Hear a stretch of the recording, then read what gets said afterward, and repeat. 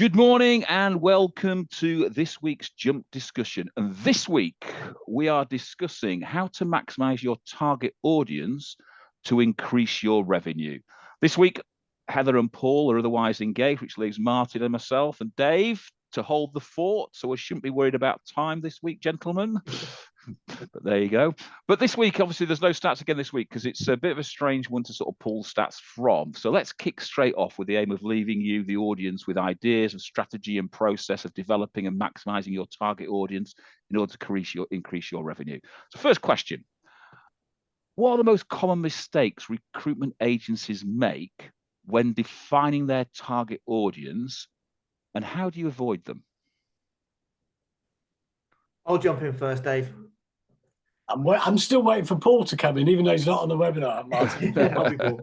The most common mistake that I see is that they're either too large or too big. And that sounds like I'm doing Goldilocks and the Three Bears, but some customers that I talk to, they pick a market that is far too big for them to be able to meaningfully cover. And by that, I mean, don't just be seen to operate on the market, be seen to be a part of that community. So by that, adding value, talking regularly to people, being able to cover that ground.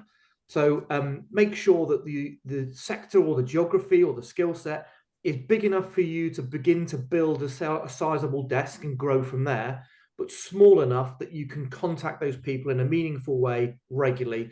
Otherwise, you're just shouting into the dark. And then I'd also say another mistake I see is people not strategically thinking about their marketplace. And I'll give one example. There was a business recently that said they wanted to cover architects, was the skills that they were looking at, London and Manchester. And when I asked why, it was their answer was, well, those are two of the bigger sectors. So I posed the question of, okay, you find an excellent architect based in Manchester and a customer comes to you with a job in London. You have spent time and effort building a candidate pool, time and effort building a client pool, and you cannot interact with the two together. So think strategically about where your communities are and how you can then network between both of them.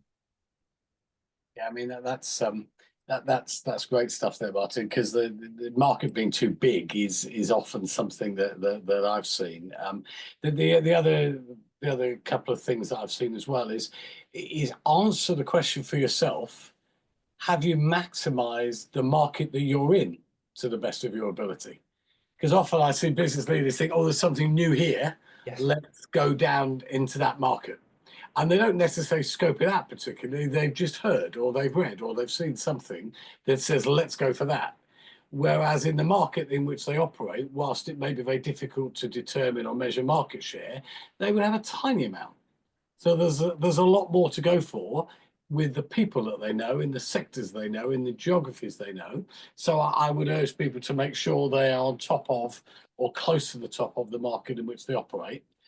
The flip side of that answer as well is actually, are there emerging markets where you can make a difference? If you have successfully dominated or had success in one particular area, are there other areas where recruitment is going, where there are challenges, where there are AI-led, whatever it may be? Are there other areas that there aren't many entrants at the moment? And if you've done well in one, you could move into another one. And what are you doing to establish that, to look at that, to evaluate it? What does your market intelligence say? So they're the two complete ends of the spectrum. So I'm going to add another spectrum to that then. Let's make it a three-cornered spectrum rather than a two-one, okay, having ends on it. I think what you two are talking about is absolutely right, but what you're all focusing on is on the client target marketplace. And seldom do we actually build a candidate or purposely build a candidate base that actually match our client needs. And it's great what you're saying. Yes, let's build a client. Let's look at our client avatar. Let's look at the target audience that we want. Let's define the target geographical area that we want to be working in so we can maximize and point ourselves directly at that. But you need to control the candidate marketplace. Now, most recruitment business believes sort of their own hype that they've got loads of candidates on their CRM and they can attract candidates anywhere from the job boards, etc.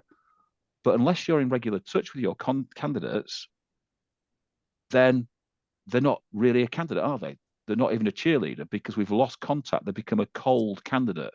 So you think about this money you spend on the job boards, LinkedIn, etc., chasing clients. When a client comes to you with a requirement, if you've got absolute product there available straight away that you can take them to, then that's a very different service that you're providing at the moment. And that includes whether it's temp, contract, or perm, okay? Because a temp market, if I'm looking at my target audience, I should know how many temps I've got on my book that aren't working through me, that are compliant to go out to work, that I should be trying to push into work. I should know how many contractors are the same. Perm people, I should know that instantly. So when a client calls, I can instantly reach into that bucket and push it straight away. So I think we've got to start to think, if you want to drive exclusive business, you've got to be known for having candidates. And therefore, I think the common mistake the recruitment agencies do is they look at their target audience, select an avatar in a client, look at their geographical marketplace, but never think about owning the candidate marketplace. So increase your speed to market by having your right clients where you can recycle your candidates, but then have a candidate marketplace that you can absolutely push towards them. So question 2 then, how can recruitment leaders effectively identify where their ideal clients and candidates spend their time, both online and offline, to ensure that you can capture them? I think there's a piece of work to be done, isn't there, about what is an ideal client? What does it look like? Is an ideal client a client that buys regularly from you, that you're able to place candidates that you can source relatively easily? And it's an important piece of work. I did a session last week where we put up all our clients on the whiteboard. And then we, as a team, got to define which ones were ideal, because some of them we were spending an awful lot of time on without a particularly great return, but others kind of bought the right candidates from us every time. So from a profit point of view, from a cash generative point of view, for example, do you have clients that you place quite easily, for example, but they pay you on 60 days or 90 days or 30 days after the invoice or whatever it is. So your cash takes another month to come in. So I think almost before answering the question, I would encourage us all to look at what defines an ideal client for us, and of course an ideal candidate. Are there lots of them and easy to get hold of? Are they very scarce, not easy to get hold of, but we're still placing them at fees of 10, 12%? Yeah, you need to do a little bit of work to define that yourselves, I think. Yeah, I totally agree. But I'd also say that simple answer to the question is ask. And I think it's, when I look at the most successful recruiters I've ever worked with, a trait that they have in common is curiosity. Asking candidates, asking customers, where do you hang out? What sites do you go on? Don't assume that LinkedIn is where they want to engage, or that they only deal in certain technology sites or whatever it might be. So have that conversation. And I think we talked about this last week, Howard, when we said that candidates and clients are just the same person at a different stage in their career cycle. So don't assume that candidates only want to hear about jobs. If you're going to talk to that community, understand what they want to hear from you as well. So when you identify where they are, what value are you going to add and bring to that community? So as a recruiter, you should have a better view of the market at a macro level. You should be able to see things like salary trends, even just tips and hints on how to write CVs, apply to jobs, manage interview processes, all that kind of stuff. Talk to the communities about the marketplace as a whole, so that you're not just pigeonholing people. And again, that comes down to asking, talk to your candidates and clients. What do you want to hear from me? What do you want a recruiter to add value to your community? What do you want to see? And then you'll start finding people network around you, invite you to places, and involve you in conversations that maybe you were excluded from previously. So I think there's an interesting sort of thing to be gleaned from this. And I think we've got lots of people on here that will be using LinkedIn, using Facebook, using job boards, using etc., wherever your candidates do hang out. And what we're great at doing is creating followers, but we're not great at converting those followers into revenue streams.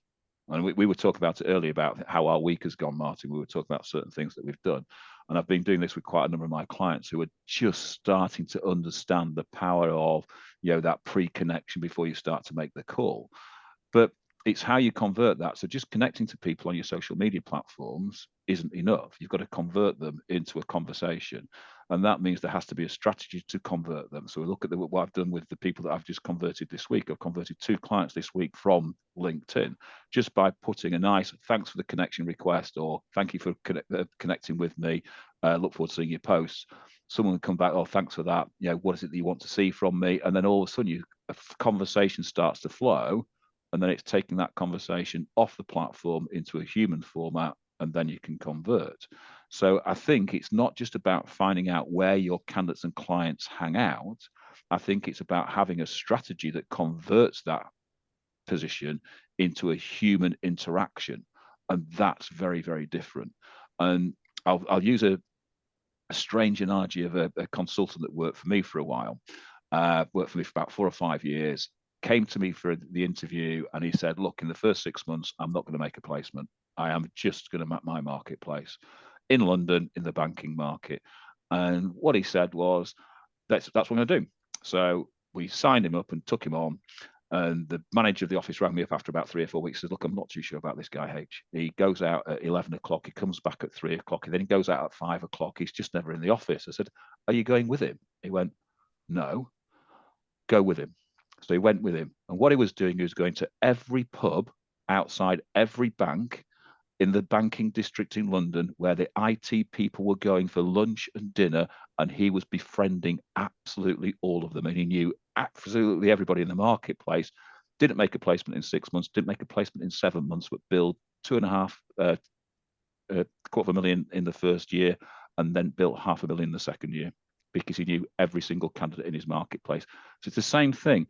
Rather than just going, we know all those candidates hang out there, let's put my card in the window, which is what we do on LinkedIn.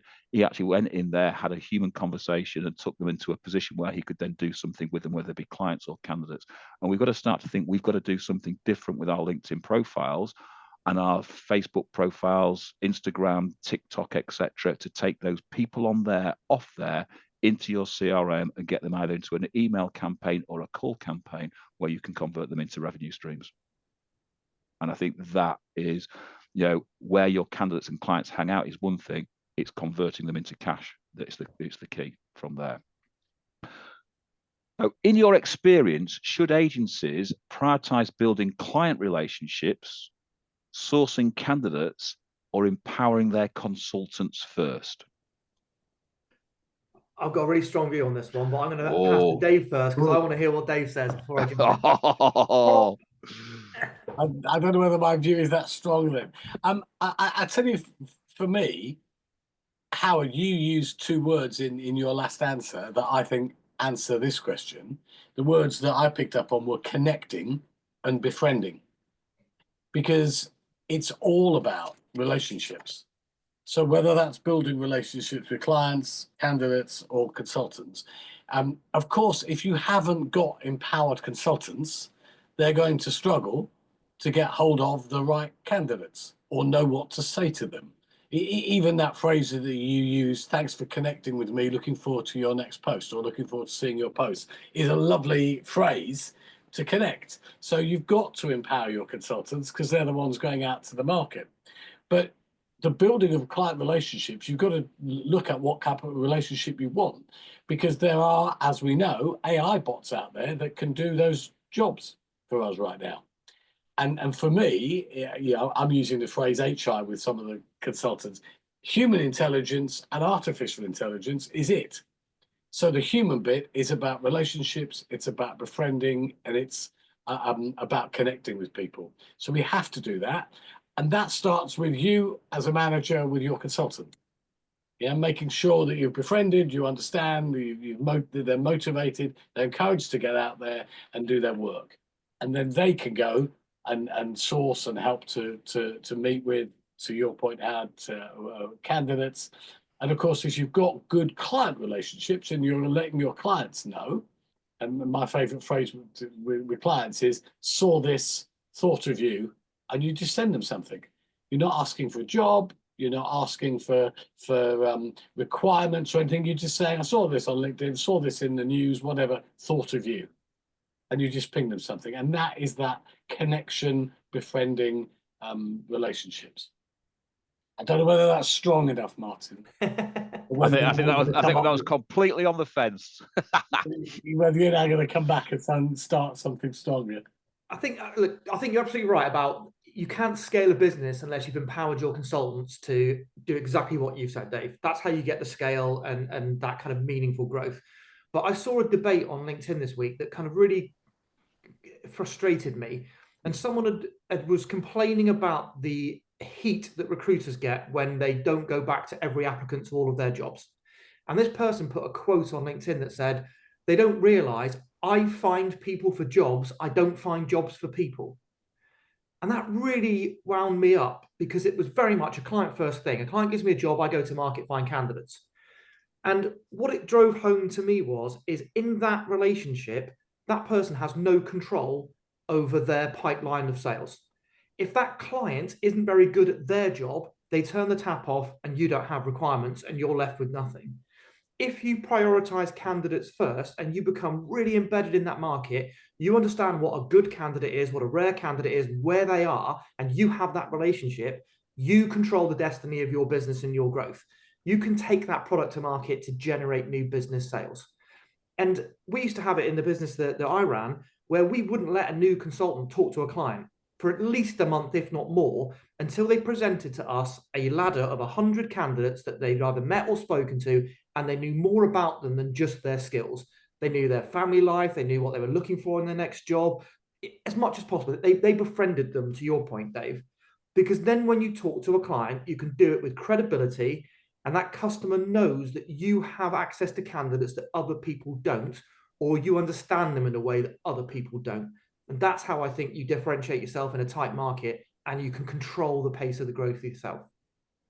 That slightly stronger, I think, Dave. But yeah, I agree. No, less mine was more on the fence. You're definitely on the other side. So I'm going to try and give that in a slightly different way, but it will all connect.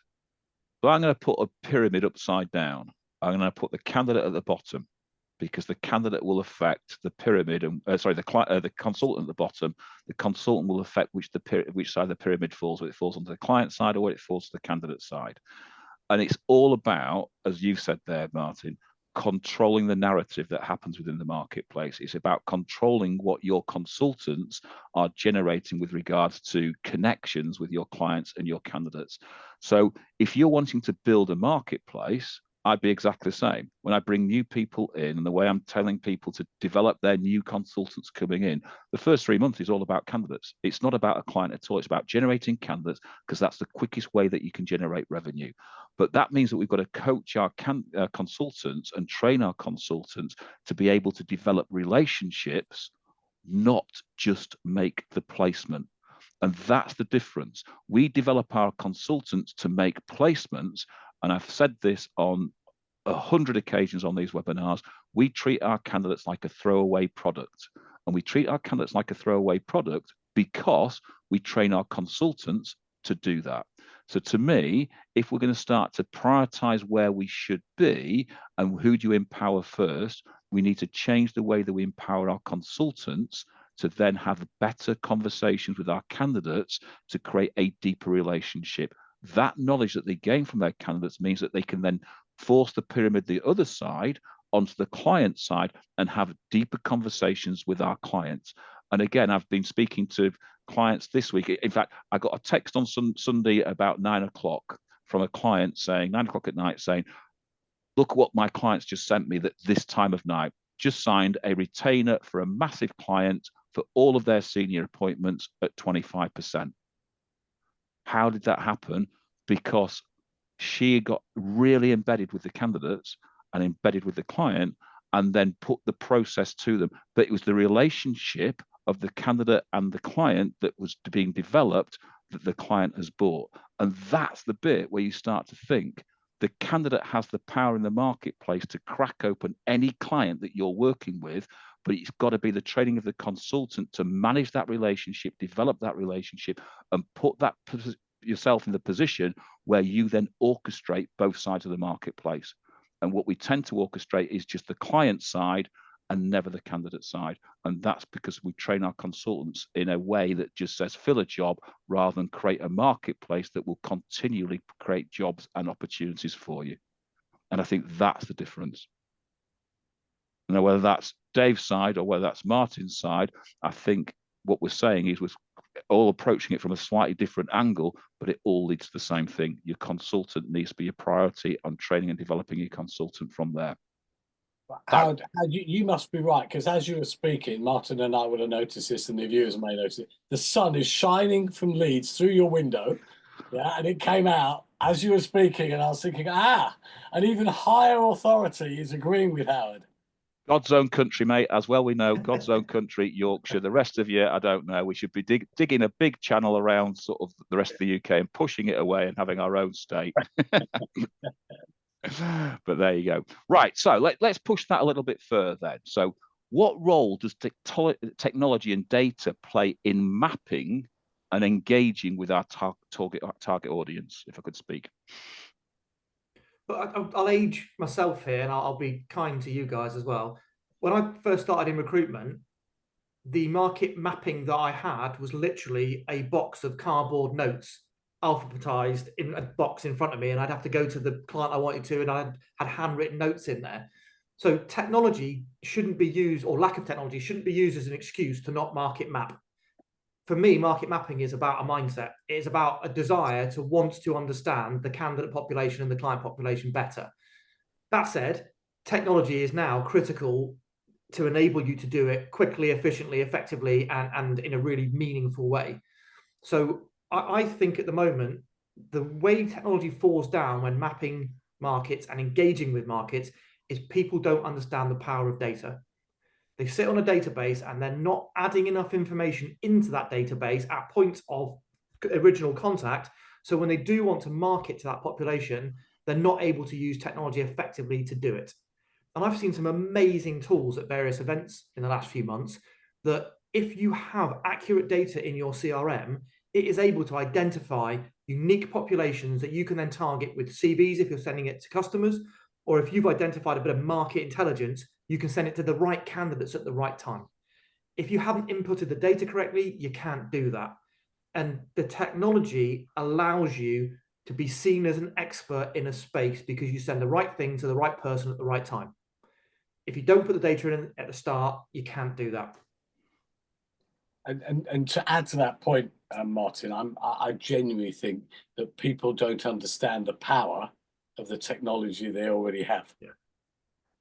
We've all got a variety of technologies encased in what we use, but do we use it to its full potential, or do we go outside and look and say, actually, I need this, this, and this, and find out that actually the project I've got does most of that anyway, I just didn't know. Yeah. And at the beginning of the year, it's worth speaking to your account manager of your CRM provider or whatever tech you're using to say, am I getting the best out of this? This is how I'm using it. Can I do more? Can I slice this data this way? Will it give me access to this data? I think it's at the beginning of the year, it's worth having that check to make sure you're getting the most out of what you've got. Because to answer the question directly, clearly data can transform the understanding of your market, where the candidates are going, who you've placed, when you place them, when they last left. You know, the combination of what we've got now is fantastic. Also, there are companies now that exist that never existed before, where you can literally outsource all of the market mapping. You know, specialists in market mapping, not necessarily speaking to candidates, not necessarily speaking to clients, but just specialists in market mapping.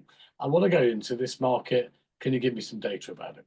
So I look, if you're about to engage in an exercise, if you want to look at somebody else to do it, or you do it with your teams, but first make sure that you know all of what you've got available in the data that you're already paying for. That's a really interesting question. I think you've answered everything and sort of put things that I was going to cover. But I looked at this in a very simple way, is that if us three all had the same technology, what your answer there, Dave, is how you use the technology will be the one that wins. So it's like having an F1 car, isn't it? All three of us have got an F1 car, but if I only drive my F1 car in first, you guys are going to speed past me because you know how to use that F car better. But if I learn to drive my F1 car, but then learn the route and start to corner, bank, etc., then I'm going to be quicker around the track than you.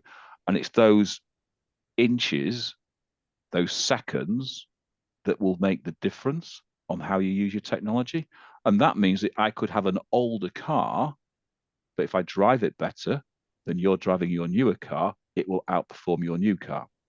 So you've got to start to thinking what you're saying there, Dave, is absolutely right. And I've got lots of clients who are going through this sort of tech change, etc. And the first thing I say is bring back, look at your old tech. Let's see if we're using it properly. Let's make sure we're getting absolutely everything out of it. And that's starting to work. But I think what tech starts to bring us, it starts to bring us an advantage. And what we haven't yet to start to see is how we utilize that advantage.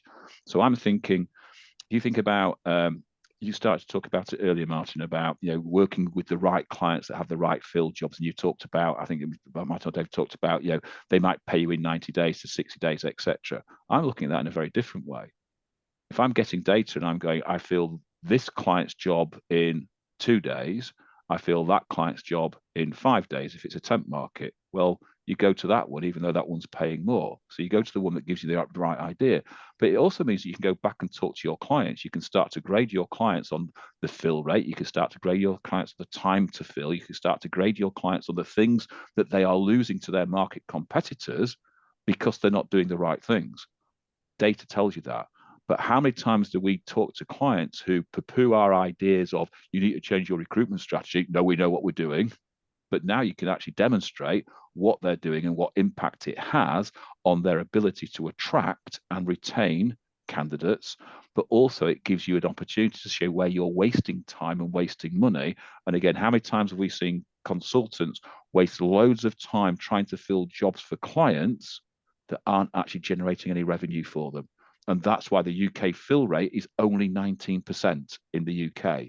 And so if you think about that average fill rate at 19%, if you're sat there in an agency now and your fill rate is anywhere between 19 and 25 to 30%, you've got to start to think you're losing a massive amount of business because you're not looking at your data and using your data to point you in the direction that will actually make you money. So there's lots of tools out there that you can use, and it's there. And there's questions that come in from Ashley, Dave, about which companies would you use or recommend for market mapping. There are lots of companies out there, and I always think it's like, we're all sat here on this webinar today, but we're all dressed slightly differently. So you've got to find the tools that fit you, and the bigger part of that tool is it's got to fit with your CRM and connect with your CRM. You don't want to create extra silos of data everywhere, because that becomes a different problem where you can't market that data, harvest that data and use it in certain things, because it becomes redundant after a while. And the second thing is you've got to train your people to use that data or use the technology to enable you to create the data in real time, not some forced data which doesn't actually work. So there's a question, Dave, with regards to market mapping from Ashley. Which are the companies that use that? And I know there are more companies out there. So yeah, one of the jump partners is JKS, and they're on our website, and they did a market mapping exercise for one of our clients, and it was great. Often doing the exercise yourself gives you the intelligence, and also gives you that buy-in a bit to say, actually, I'm going to develop this myself. I'll find out what's going on. Yeah, there's nothing wrong with outsourcing it at all. Where you can do it, you should. But sometimes in an exercise like market mapping, you kind of want to do it yourself. I'm on the board of a charity. We've had to do a market mapping exercise to hire an international director, and the search firm that we used did the most brilliant market mapping exercise. But in the process of doing it, they were then able to source the candidates brilliantly. So it's horses for courses. It's about time. It's about cost. It's about what works best for you. It's the classic saying, Dave, isn't it? Don't outsource a problem. And if your problem is cultural, as in you're not using and accessing data correctly, if you pay for market mapping, you get all that information and dump it in your CRM, but your consultants aren't trained or motivated to use that data effectively, you've not spent your money wisely. Yeah. Yeah. So if anyone wants to find that, they're on our partner page on our website. So just have a dig around our website. You'll find our partner page, and our partners are all on there from there. So next question then. I thought long and hard when I wrote this question. How can recruitment businesses adapt their strategy to target different audience segments? So industry, geographic keys, senior levels, etc. What do we think? Do you want to go first, Dave? I don't mind. I was having a coughing fit. I'll go then. Well, whilst you're dying, But in true style, I think God has spared me so that I can take part in this webinar, given it's this week. It's become very religious, this webinar, for all of a sudden. I've had to close my window because it was burning the back of my neck, because I'm a pale Yorkshireman and it was burning the back of my neck. So I think, first of all, similar to the technology question, is before you make a decision to move to a new segment or to expand your segment, have you maximized the target audience that you identified originally? Or are you just using a bigger audience to mask poor coverage of the one you have? So I'd seriously interrogate that question first. But then I'd also say to people, move from your market, not away from your market. So look for adjacent skill sets, look for adjacent geographies, and do it sensibly as part of a strategic growth of your target audience. I've had a lot of people come to me and say, in a tight market, shouldn't we focus on government? And they don't understand the barrier to entry to be an excellent supplier into the government sector. Yes, it's a great place to be when the market's quiet. It's more recession proof than other parts of the market. But there are people that dedicate their entire recruitment lives to being in that space. And if you think you can pivot there and generate revenue within months, it's going to be extremely difficult when you don't have a heritage, trust, knowledge, or any data of that space. So I'm not saying don't go into government. I'm saying if that's your move, do it strategically as part of your business plan. Be careful you don't knee-jerk react into areas you have heard are better. And I would always say, take that credibility that you have and move from that place rather than identifying a totally green field. I think to add to that, Martin, I think part of an exercise to link this question with the last one about market mapping is also find out what your competition is doing. Who are you going to be competing against in placing these candidates in these sectors? Well, what else is going on? What services are your competition offering? What markets are they trading in? Do you know what they're doing? I think it's just important as a business leader that we're aware of where our competition is operating, because it could be a fairly new field that only one or two agencies have got into, and there's plenty of room for a third, a fourth, or fifth. And it's good margins, it's good geography, it's good location. Candidate sourcing is easier, or there's less of them, but you could charge a higher fee. So I think part of the exercise should be to actually look at what else is around you.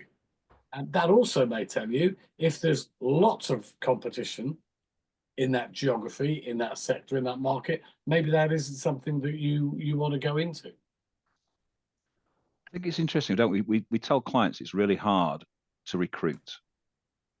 And yet we all think we can recruit in any singular market and work in any market, etc.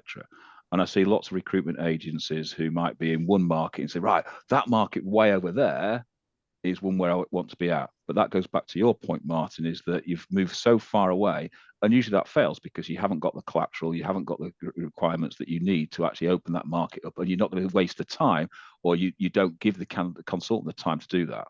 And so you've got to start to think about what's going on. I often think that if everyone's running in one direction, at some point you need to stop and turn around and look at the other direction. So it may be in the same marketplace, but you're just looking at it slightly different. And I have this conversation again with lots of new recruitment agencies that I'm working with at the moment that are maybe new into the marketplace, just open the recruitment marketplace and talk about what they're doing. And they're trying to spread themselves over so many geographical markets or so many technical markets.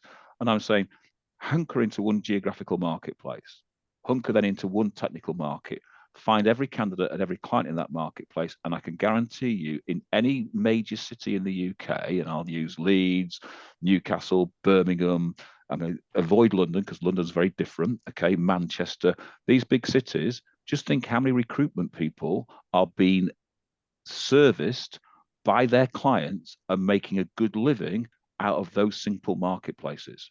So why do you have to go and change into another marketplace when you've nowhere near exhausted your current regional marketplace?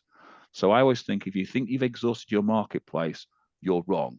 Because if you think you've got to we'll go back to the first question, you go put your job on a job board and candidates come to you that you do not know, then you've not exhausted your marketplace. If you can tell me that you're working with every single candidate in your client in your geographical area, then you've exhausted your marketplace. If you're not, you haven't. So why are we trying to reinvent the wheel and put it into a new recruitment process where the simple is, as one of Dave's favorite saying, stay in your lane, learn to drive that lane properly, and learn to dominate in that lane. And I don't think we do that enough to actually then say, what are we doing? So, adapting different strategies with different audience segmentation is industry, geograph, but then think about the different markets in that simple marketplace. Are you dominating all of those? So if you've got your industry and your geographical marketplace sorted out, then think about the different positions within that marketplace. That's the only sectorization that I'd do to dominate my marketplace. I wouldn't look at other marketplaces. You've already got the knowledge. Why then have to create it elsewhere? So as we're talking about those type of things, we've been working with lots of clients this year and last year. So can we share success stories then where a recruitment agency that we've mentored has dramatically increased its revenue by better understanding and engaging with their audience? Yeah, I mean, I've been working with an engineering company that has less than 30 people. So it's not a huge recruitment agency. They had a good understanding of clients and candidates in the engineering sector that they were operating in. And what they were noticing was another new sector was springing up, that candidates were getting jobs in a new sector in engineering. And they began to intelligently learn all about that sector, find out all about the candidates, and the consultants were encouraged, the 3 consultants they put into this, were then encouraged to actually come back at the end of every week and show what they've learned about the sector. Because it was new. It was aligned to, but it was a new sector. And over between July and December, they were able to place about 35 people, 37 people, I think it was, in a sector that literally in Easter time, they weren't trading and didn't know anything about. What they did, they just took a step-by-step approach, but with pace and with urgency. So that finding out about it and noticing the trends that were happening at Easter time, by July, they were starting to place people. And they even had the creativity and the ability to add an additional service that this new sector wanted. And away they went. And it's a really, it's a good story about intelligently knowing your market, knowing what's around your market. They didn't have to change much, but they did look, and it was the pace and the urgency that really drove that success. Really good. I'll give an example of a business that I work with. They were invited to join the PSL of quite a large blue chip business on the South Coast. And when they asked, why have you got a need to add us? They said that our current supply chain is struggling to find Java developers. So quite a niche skill, but fairly common. And they knew the market really, really well. So they were able to turn around and say to that customer, your problem isn't your existing recruitment providers. We know them. They're good at what they do. Your problem is the marketplace. You are the biggest employer of that skill set within a 50-mile radius of where you're based, and your salaries are actually fairly good for that area. The problem is there aren't enough Java developers for your need in that area. So what they also knew is the market map for C# developers, a declining, slightly older language where there's lots of people who actually are going to find themselves not required and out of work in the coming years. So they put a plan together to that customer to say, C# developers have about 70 to 80% of the capabilities required for Java developers. Why don't we build an academy, hire these people on slightly lower salaries because they're not paid as much as Java developers, and build your own community of talent who will therefore be stickier with you because you've upskilled them. They'll be cheaper to start with, and you can control the salary rises as it goes through. And you'll stand out as someone in that community who's giving something back and not just taking. So that market mapping stood them out from their competitors. They said no to a customer initially, but then added value in a different way. And they're now far more stickier with that client than they would be if they were just a kind of one of the PSL, one of a number. So that intelligence was used really well.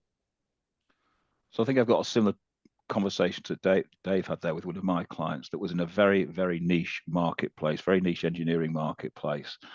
And that marketplace was starting to dry up, but it's what could you do with the candidates?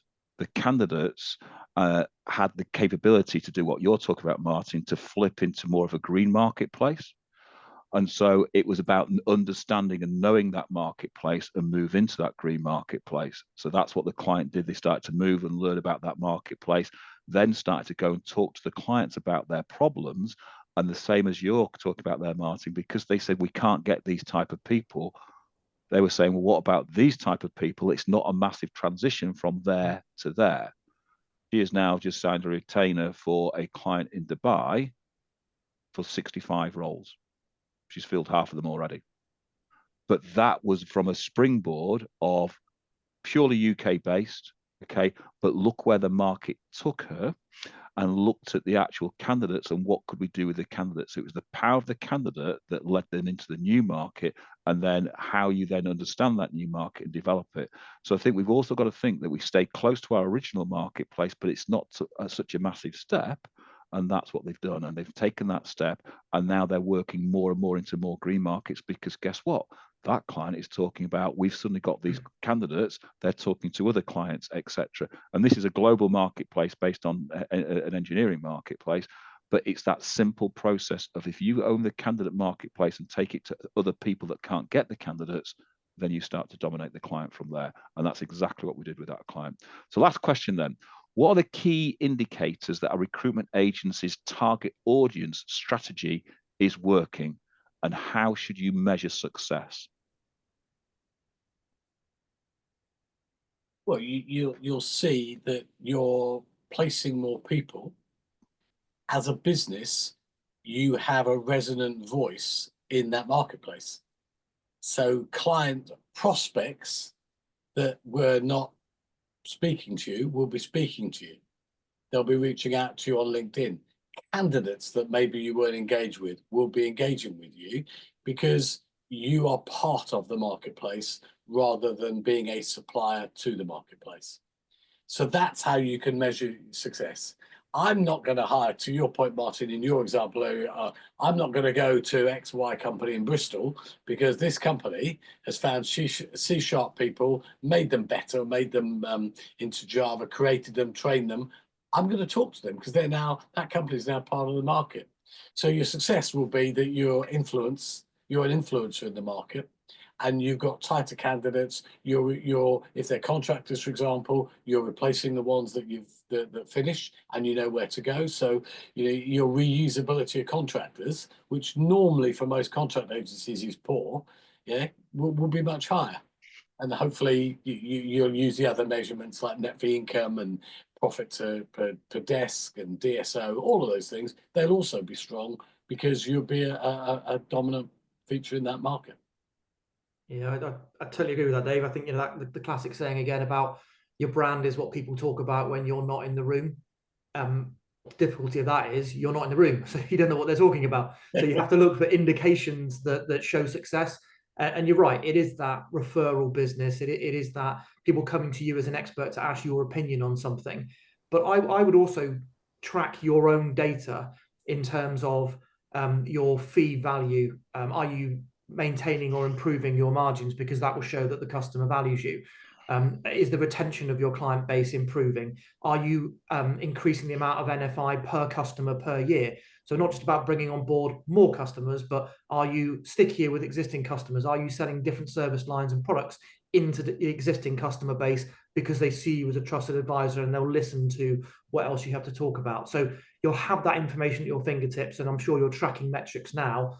but just pick a few key ones that you think will reflect your success in this space, and then measure progress. So I think it's a really interesting conversation. I think we talked last week in last week's webinar about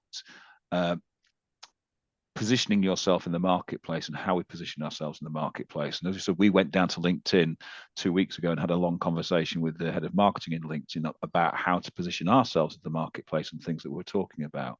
And I think, again, you want to know if your strategy is working and your audience is listening to you. Your conversation there about being the key person, and that's a KPI that I like to push into my clients, being the key person of influence within your client base and your candidate base. And if you're talking about what your clients are talking about and what your candidates are talking about, then they'll be talking about what you're talking about. So that means if you're having that conversation, you could have that conversation on LinkedIn and take it into a personal conversation. You could be sending the emails out in your newsletters about that type of marketplace. See who's opened the emails. You can then target those people and have that conversation. And the thing that I know that the indicators that my strategy is working is that every time I then speak to a client, they go, oh, I saw this, I saw this, I saw this. And I'll use the same analogy. So last Thursday, I put a post out of a 5-second video on me. That video is now being watched for nearly 40 hours. To 5-second video. The average view time of that video is 25 seconds. It's just ridiculous.